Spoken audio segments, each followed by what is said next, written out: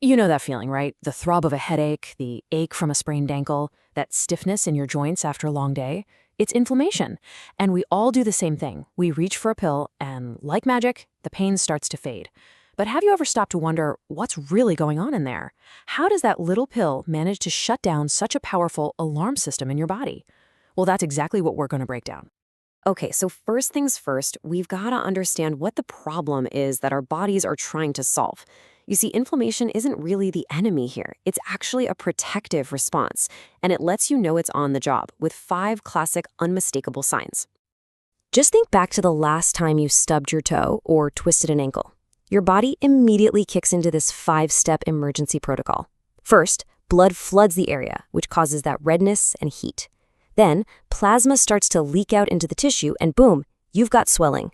Now that swelling, along with a cocktail of chemical signals, triggers pain. And all of this together can lead to a temporary loss of function, which is really just your body's way of yelling, hey, take it easy on this part for a while. It's a pretty amazing system when you think about it. Right, so those 5 signs are the effect, not the cause. They're the smoke. So the real million-dollar question is, what's starting the fire? What's the actual chemical signal that tells your body to do all this? The answer lies in this really fascinating drama that's happening at the molecular level. And it stars 2 key enzymes. I want you to think of them as 2 characters in a play, each with a very different job. One is the protector, always looking out for you, and the other is the instigator, the one that sounds the alarm bells. So these enzymes, what they do is produce these chemicals called prostaglandins. Think of them as the body's emergency broadcast system. They're the messengers that run around telling blood vessels to open up and capillaries to get a little leaky. But, and this is the most important part for us, they're the ones that basically dial up the sensitivity on our nerve cells. That's why we feel that sharp, unmistakable sensation of pain.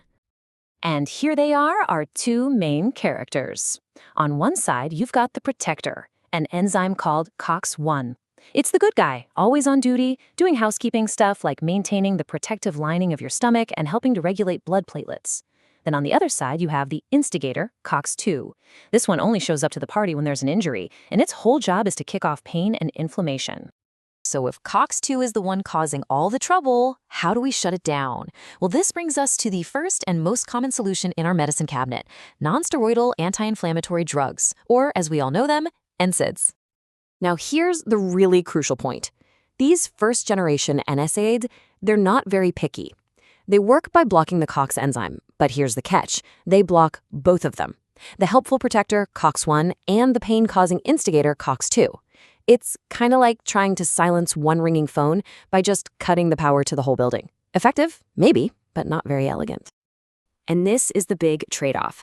The good news? You block the instigator, COX-2, and your pain and inflammation go way down. Awesome. The bad news?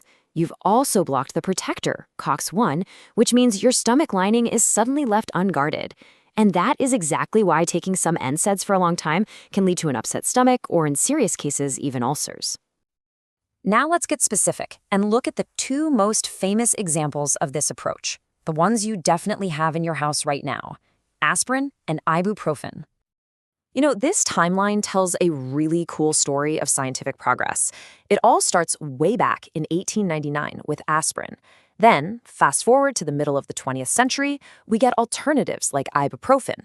And you can see the trend here. We're always moving towards a smarter, more targeted approach, which we'll get to in just a minute. Aspirin is the OG, the original. Developed over a century ago, it's a true workhorse. Because it blocks COX-1, it doesn't just risk irritating your stomach, it also has a big effect on your blood platelets. That's why a doctor might recommend a low-dose aspirin to help prevent blood clots, but it's also why it can cause bleeding issues at higher doses. Ibuprofen is part of a newer chemical family, and it's kind of like an upgrade. It generally has stronger anti-inflammatory powers and is a bit easier on the stomach than aspirin. But, and this is the key thing to remember, it's still a non-selective inhibitor.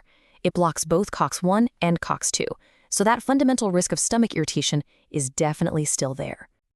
And that risk we've been talking about, it's not the same for everybody. It turns out, for older adults, the chance of developing gastrointestinal problems from these kinds of NSAIDs is a whopping 4 times higher. That's a huge difference, and it's exactly what pushed scientists to hunt for a much, much safer solution. So, because of those side effects, scientists started asking a really clever question. What if we could design a drug that was less of a shotgun and more of a sniper rifle?